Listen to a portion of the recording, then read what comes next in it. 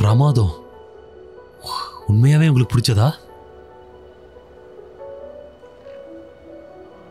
யா, Monday okay.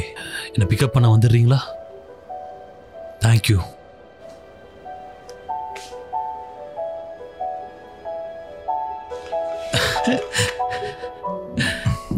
Lighting எல்லாமே சரியான இடத்துல இருக்கணும். ஓகே, அப்புறம் கேட்ராக்ட் மெனுல என்னென்ன இருக்கணும்னு முடிவு பண்ணிருங்க. சரியா? காலையில 9 மணிக்குள்ள எல்லா ஏற்பாடுகளையும் சரியா செஞ்சு முடிச்சிருக்கணும். புரிஞ்சுதா? யா முடிச்சிடலாம் பாஸ். சில நேரங்கள்ல பைத்தியக்கார மாதிரி நடந்துக்கிறத நிறுத்து. ஓகே சார்னு மட்டும் சொன்னா போதும். Okay boss. ஒருவேளை இந்த ஷோ விக்கலன்னு வச்சுக்கோ, உன்னை துரத்திடுவேன். இந்த வருஷம் முழுக்க எவ்வளவு கஷ்டப்பட்டிருக்கோம். இதே தான் ஒவ்வொரு வருஷமும் சொல்ற நீ. எனக்கு 3 ஆஸ்பிரின் வேணும். தயவு செஞ்சு அடுத்தது என்னன்னு சொல்லு. இவர் தான் நினைக்கிறேன். யாரவ? ரெனால்டு. அவனோட பெயிண்டிங்ஸோட வந்திருக்கான்.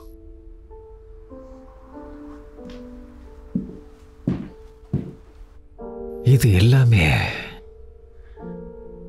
ரொம்ப அழகா இருக்கு.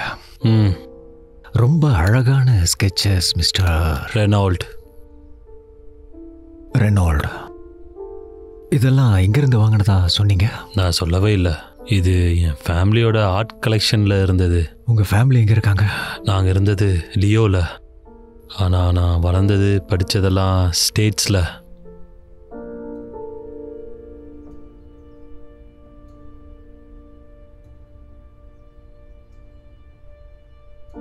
இந்த பெயிண்டிங்ஸ்லாம் ரொம்ப அழகாக இருக்குது. நாங்கள் வாங்கவும் இன்ட்ரெஸ்டடாக இருக்கோம். ஆனால் டாக்குமெண்ட் இல்லாமல் வாங்குறது பிரச்சனையில் தான் போய் முடியும். செட்ரிக், நீ கொஞ்சம் உள்ள வரியா? சொல்லுங்க சார். மிஸ்டர் ரெனால் அவங்க பேரண்ட்ஸோட ப்ரைவேட் கலெக்ஷன்லேருந்து இந்த பெயிண்டிங் எல்லாம் கொண்டு வந்திருக்காரு. எந்த ஊர் சொன்னீங்க? லியோன்லேருந்து கொண்டு வந்திருக்காரு. ரொம்ப நல்லா இருக்கு. இது பழைய டிராயிங்ல. இது பிக்காசோவோட இயர்லி ஒர்க்ஸ்ல இருந்த ஆயில் ஒர்க்ஸ்ல ஒன்னா கூட இருக்கலாம். செட்ரிக் 7ல் படித்தான். ஆமா, நான் பிக்காசோவோட பெயிண்டிங்ஸ்ல தீசிஸ் பண்ணேன். நான் உறுதியாக சொல்றேன், மட்டிஸோட பெயிண்டிங்ஸ் எனக்கு ரொம்ப பிடிக்கும். இங்க பாருங்களேன். இந்த டயக்ராம்ல ஓல்டு ஏஜ்ல இருந்து மாடர்ன் ஏஜுக்கு எப்படி நகருதுன்றத காட்டியிருப்பாரு. Thank you Cedric. இப்போ இங்கிருந்து கிளம்புறியா? வேலையை விட்டு கிளம்ப. என்னது? நான் சொன்னது உனக்கு புரியலையா? உன் பெட்டி படுக்கையை எடுத்துக்கிட்டு இங்க இருந்து கிளம்புன்னு சொன்னேன். எதுக்கு? இங்க இருந்து கிளம்புன்னு சொன்னேன். எதுக்கும் வேலைக்கு ஆகாதவன் நீ. உன்னோட எல்லாத்தையும் பேக் பண்ணிட்டு இங்க இருந்து கிளம்பு. போ.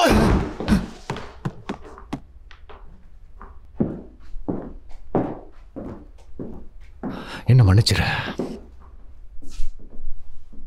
போன வருஷத்துல மட்டும் இவன் இந்த மாதிரி எத்தனை பீசஸ் வாங்கியிருக்கான் தெரியுமா? எல்லாம் வேஸ்ட் தான் அது. இப்போ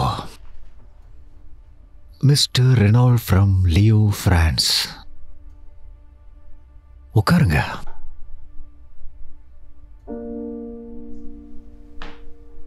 இது எல்லாமே ஃபேக் தான். என்னது? இது யாரோ ரீசெண்டாக தான் பண்ணியிருக்காங்க. நீங்க தானே பண்ணீங்க? இல்ல, நிச்சயமா என்னால் இது பண்ணவே முடியாது. உங்களால முடியும். நீங்க பண்ணிருக்கீங்க.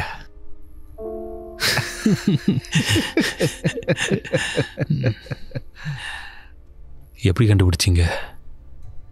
அதெல்லாம் இப்ப எதுக்கு? ஆனா அது நல்லா தானே இருக்கு. ரொம்ப நல்லா இருக்கு. ஆனா ஒரிஜினல் மாதிரி வராது. ஸோ இப்போ என்ன பண்ண போறீங்க? நல்ல கேள்வி கேட்ட. இப்போ நான் என்ன பண்ண போறேன்? இன்னொரு டிராயிங் வர. என்னது? இன்னொரு டிராயிங் வரைஞ்சு கொடு.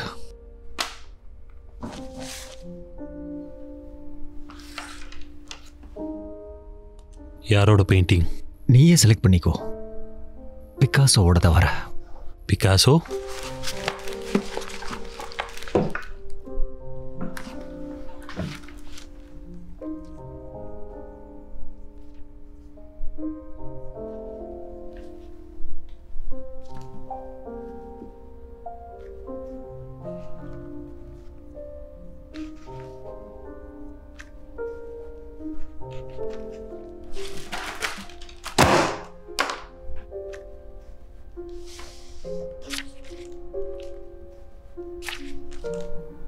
அடுத்தது என்ன? இப்போ நீ வரைஞ்ச இந்த ஸ்கெட்சும் ரொம்ப பிரமாதமா இருக்கு. நம்ம பிளான் பண்ணுவோம். நீ ட்ரா பண்ணு, விற்கிற வேலையை நான் பார்த்துக்கிறேன்.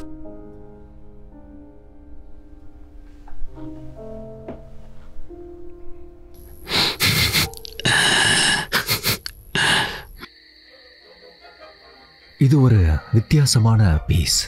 எக்ஸ்கியூஸ் மீ, நீங்க இதை பார்த்துக்கிட்டே இருங்க, நான் வந்துடுறேன். இப்போ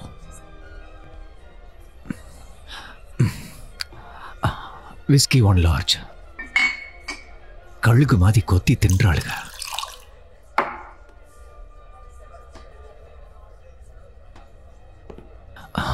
தொலைஞ்சடா சாமி.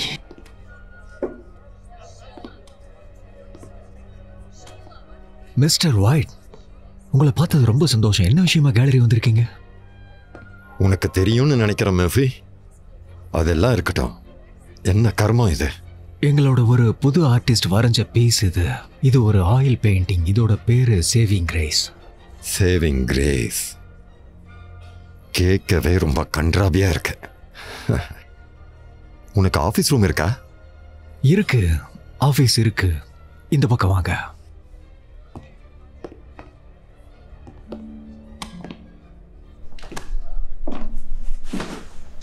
வாவ், எத்தனை பெயிண்டிங் இருக்கு? உனக்கு ஒன்று தெரியுமா மாஃபி? உன்னுடைய மனைவி, குழந்தைகள் அவங்க எல்லாம் இங்கிருந்து போனதுல இருந்து நான் உன்னை வந்து பார்க்கவே இல்லைல்ல. நீ எப்படி இருக்க? போனதுக்கு அப்புறம் ஏன் உன்னோட இருக்க? என்னோட காசு எங்கடா?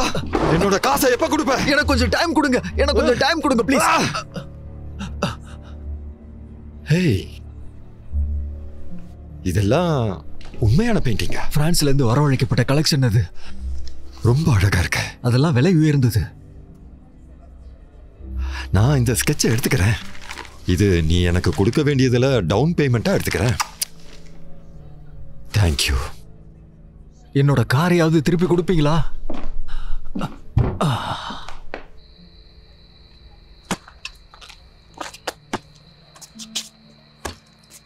இந்த மாதிரி இடத்துக்கெல்லாம் நீங்க தனியா போறது எனக்கு பிடிக்கலப்பா. அந்த கன்றாவியான பெயிண்டிங்கை வச்சு என்ன குத்தி கொண்டுடுவா போறாங்க. முட்டாள்.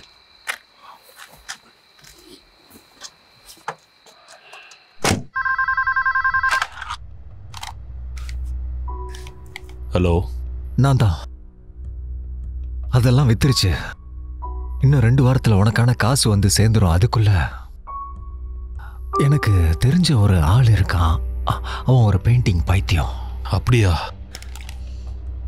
அவனுக்கு பிடிச்ச ஜோனர் இது.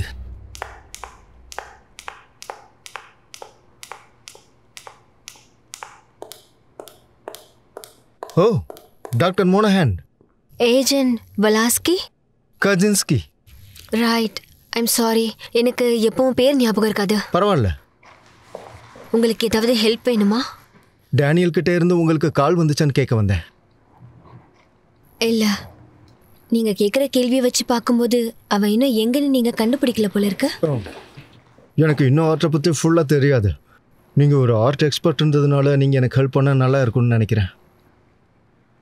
வெல், டான்ஃபாரோட பெயிண்டிங்ஸ் வேற எங்கேயாவது வித்துருக்கான்னு நீங்கள் செக் பண்ணலன்னு நினைக்கிறேன்.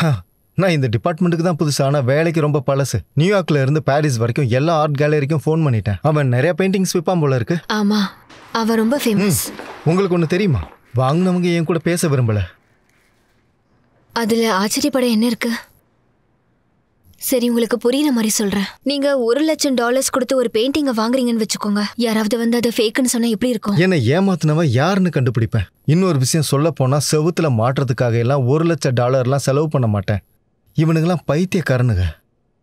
Welcome to the art world. அப்படியே இந்த பக்கம் போனேன்னா ஒரு தாய் பொண்ணு இருப்பா. அவ ரொம்ப ரொம்ப அழகா இருப்பா. கேரோப்ராக்டிக் பண்ணுவா, மசாஜ் பண்ணுவா, அந்த மாதிரி நிறைய தெரப்பீஸ் பண்ணுவா. நிறைய முறை போவீங்க போல இருக்கு. ஆமா, அதிகமா காசு வாங்க மாட்டா. அதான் அவ ரொம்ப அழகாவும் இருப்பா, தெரப்பியும் பண்ணுவா நல்லா. வாவ் வாவ், உண்மையாவே ரொம்ப அழகா இருக்கு. ஆமா, இந்த இடம் எனக்கு ரொம்ப ஸ்பெஷல். கிளம்பலாமா? இந்த பக்கமா? நிறைய பூச்சி இருக்கும், பார்த்து வா.